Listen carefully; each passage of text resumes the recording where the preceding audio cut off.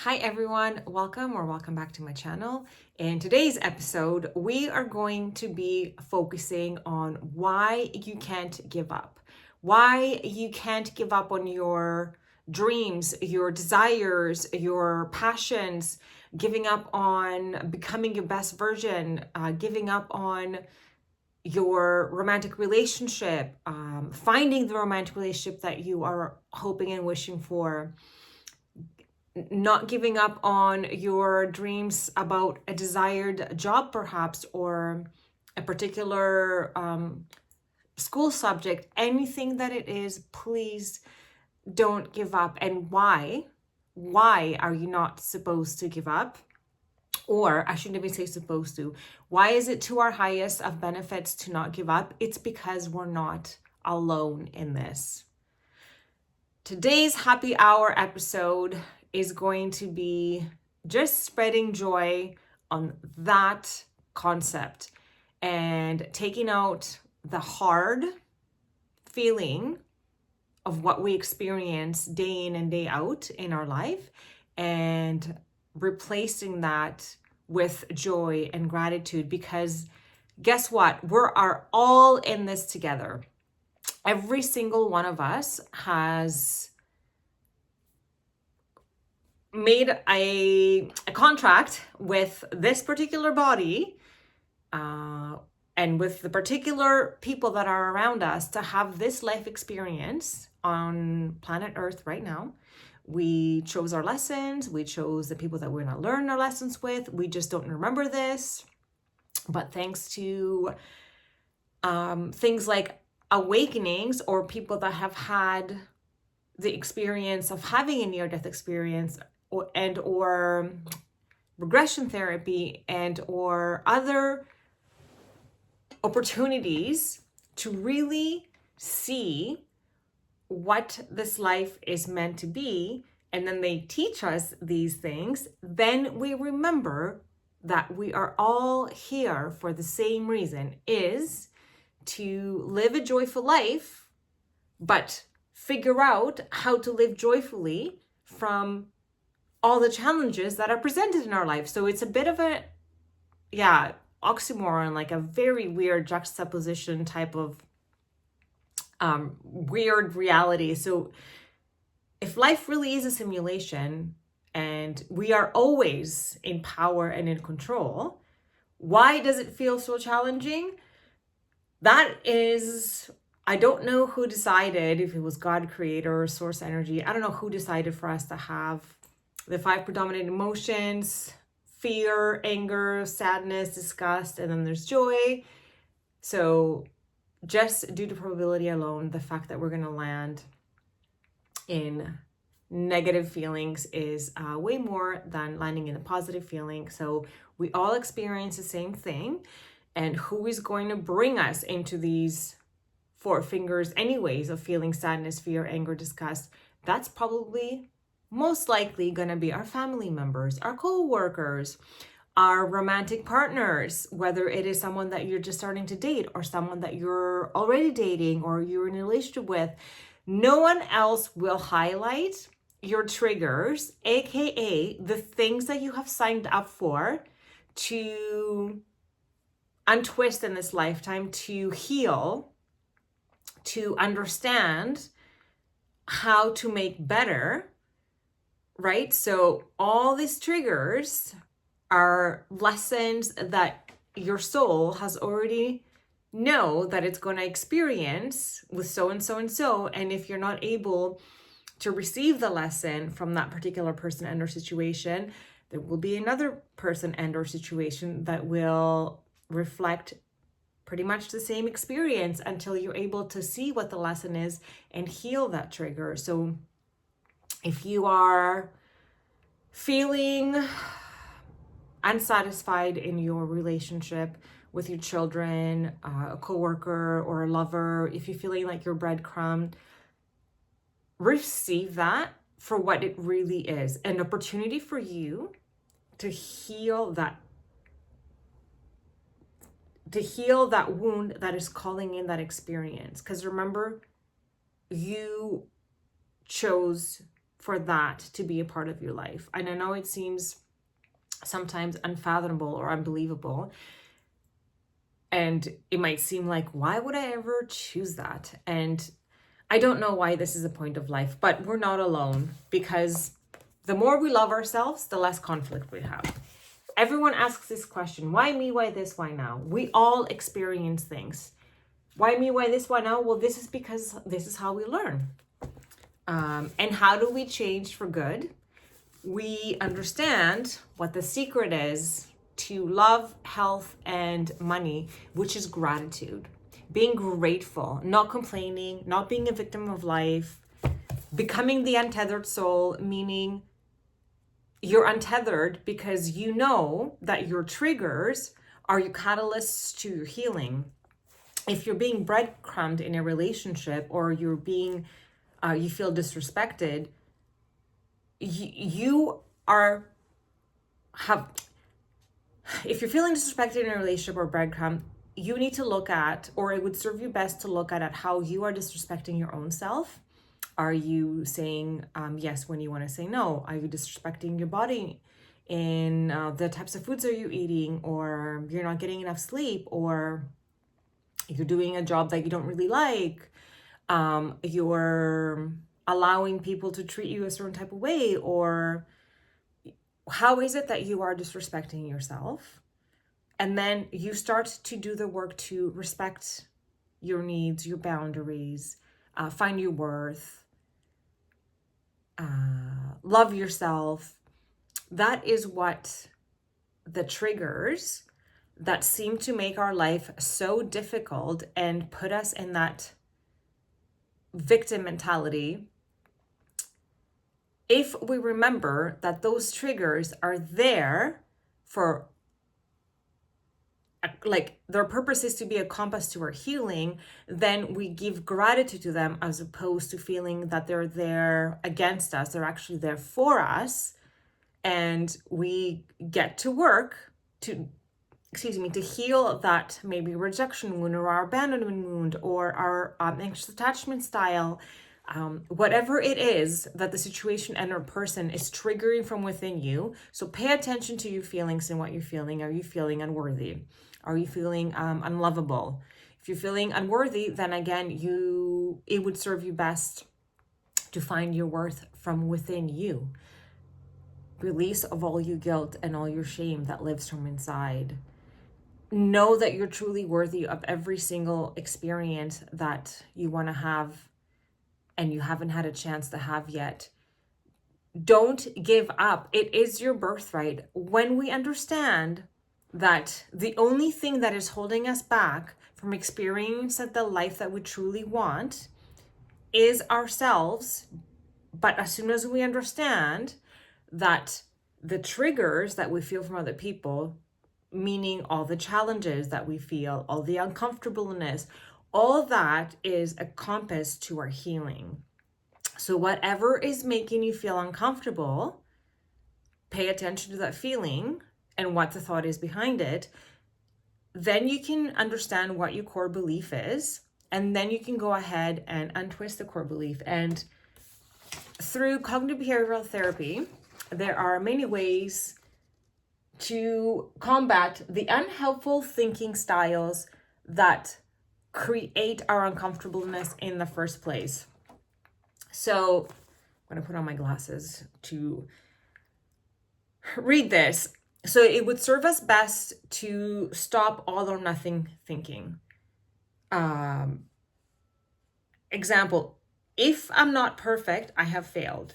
Either I do it right or not at all. That's not supposed to be the way that we are thinking. If we are doing our best, and at any given point in time, with the amount of awareness and knowledge that we have, that should be enough. Overgeneralizing and saying things like everything is always rubbish or nothing good ever happens. If you continue in a thought pattern predominantly that is like this, nothing is ever working out in my life sucks, why is life so hard, why is this always happening to me? If you stay in that vibrational frequency, you're going to continue to bring in things that will keep you in that cycle of feeling that way. So we should not see patterns based upon a single event and draw the conclusion that nothing good will ever happen to us based on our past experiences, because for sure there are some sprinkles of goodness in there, because I know I used to feel that way a lot. Like, why is my life this way? Why are people treating me like that? Until I understood that I was a complete creator of my reality, because I was treating myself like that. I was not respecting myself, my boundaries, my self-worth. I had to heal all that. And I would choose, if I was going to generalize now life, I would say everything is always so wonderful. Everything that happens to me is happening for a higher purpose. Everything is always working out. So if you're going to do this, do it in a positive way. So then you can create opportunities to find you that will resemble that vibrational frequency. Same with all or nothing thinking. I am perfect exactly as I am. However I complete something is enough. I am enough.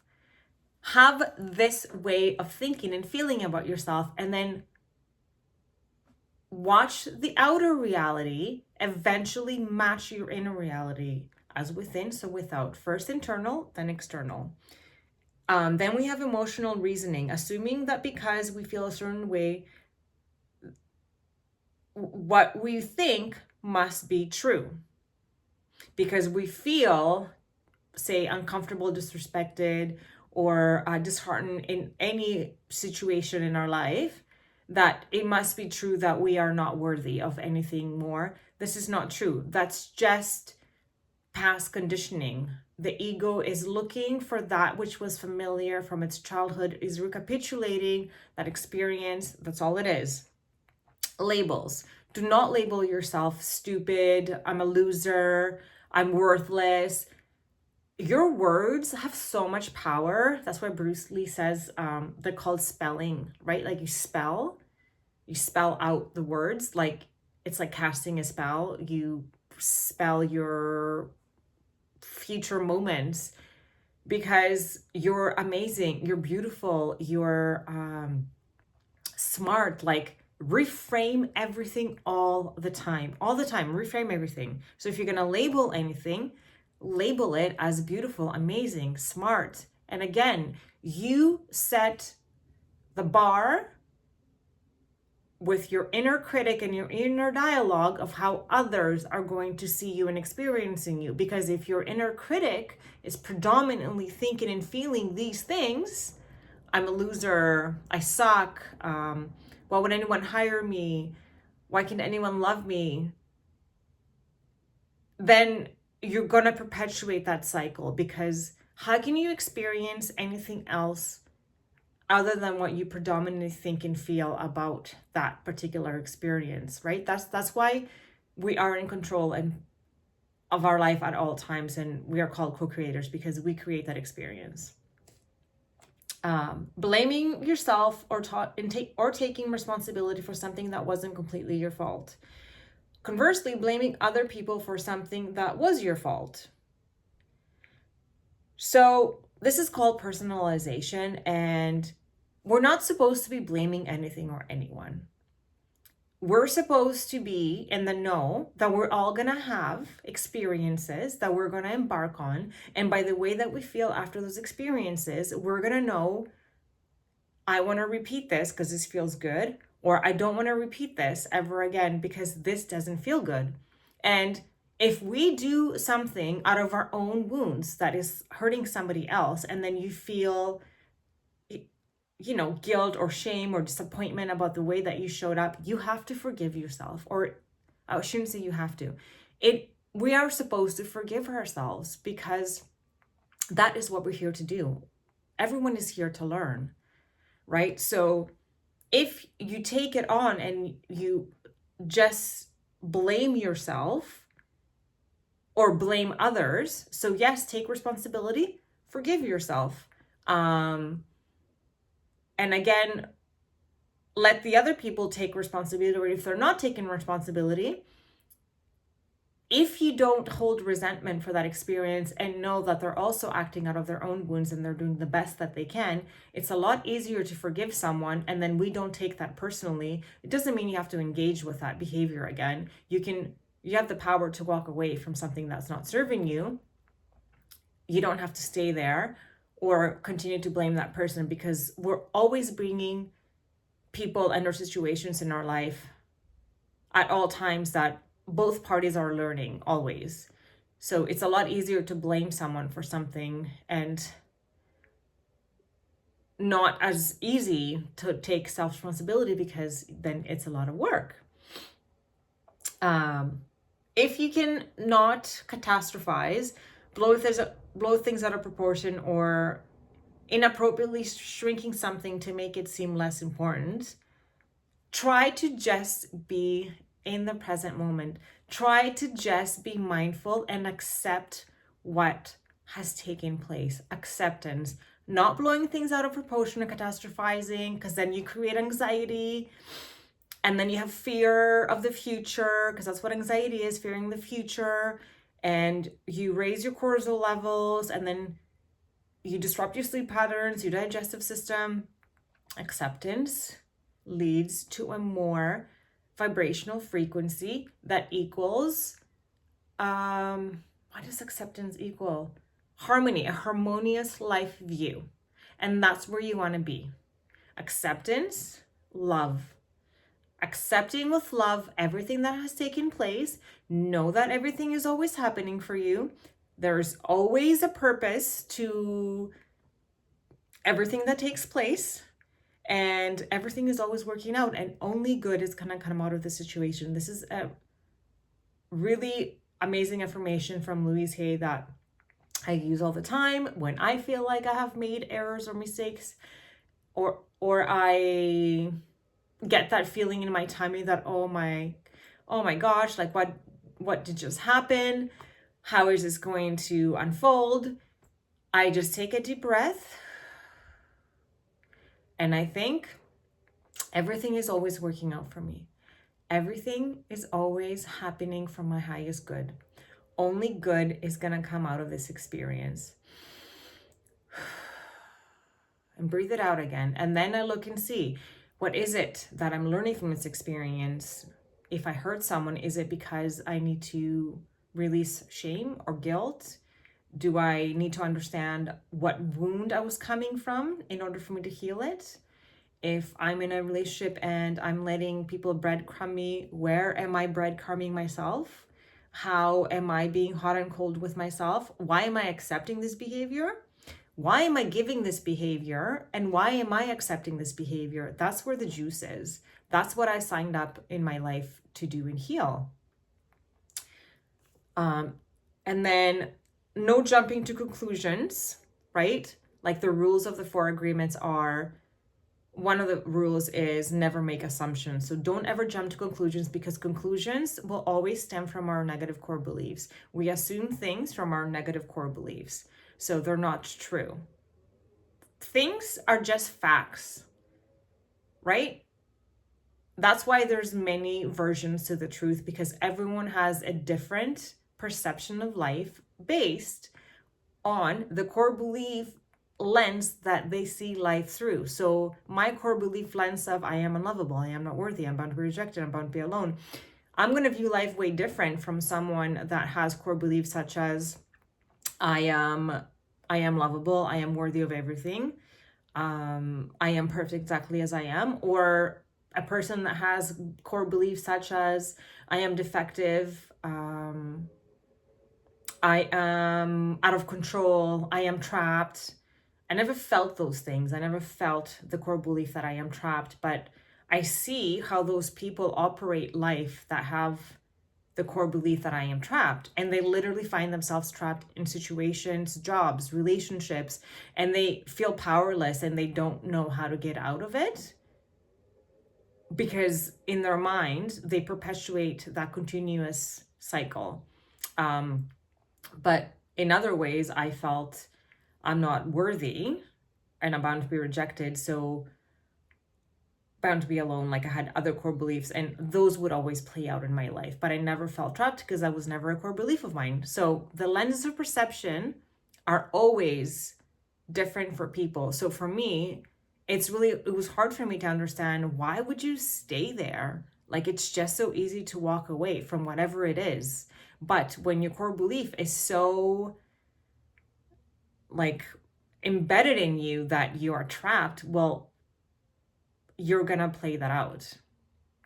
Same with me. Like if I said to someone that I feel like I'm unlovable, and then they felt so lovable themselves, they would be like, well, they wouldn't be able to understand my core belief because they haven't experienced that. So they wouldn't even like know where that is coming from.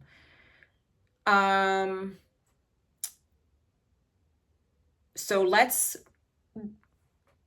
find helpful ways of thinking that also don't disqualify the positive.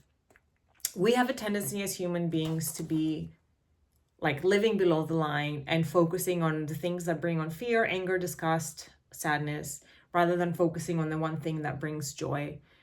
I used to do that a lot. I could do 10 things, and if I did one thing wrong out of those 10 things, I would focus on that because that would reinforce my core beliefs that, see, I'm just not good enough. I'm just not worthy. I'm not worthy. I'm not good enough. So disqualifying the positive and focusing on the negative is going to be detrimental to us and what we experience in life. And this is where gratitude again comes in, because we don't disqualify the positive. We just only focus on the positive. We only give gratitude and focus on the positives of every challenge in your life, and you'll see how different that already feels. When I talk with a client and they're so deep in it and they feel like such a victim of their life, even just saying the phrase, everything is always happening for me. Everything is always working out. Everything is happening for me. This is happening for me. I am always in control and I'm always in power. Already that feels better, because reality is you're not a victim. It is happening for you. It is always happening for you. You always have control and you can change your reality at any time. So instead of spending time, work, and effort staying in victimhood, because that also takes energy to stay there, let's reframe our thoughts. Let's affirm the complete opposite. Everything is always working out for me. Everything is always happening for me. Everything is going to lead to my highest good. I am safe. I am okay. Everything is always working out for me. And then continue to repeat that until it becomes an actual neurological pathway and is an unconscious signal that keeps repeating itself day in and day out. And then watch the feeling that comes out of that. You're just going to feel joy, content, peace, and an inner knowing and an unwavering faith that life will work out for you. And yes, you can have everything. You get to decide.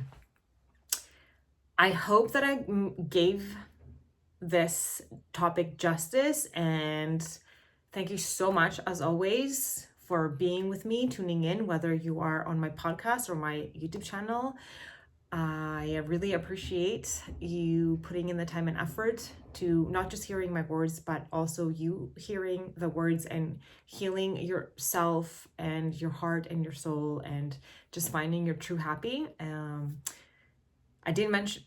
I did not mention my name, I don't think, in the beginning. I'm Anna Morfides. Thank you so much from Many Horse Counseling, and I'm dedicating these videos that I call happy hour to really help us find our inner happiness and heal our life, heal our soul, because we can have everything. With so much love and gratitude, I will see you next time.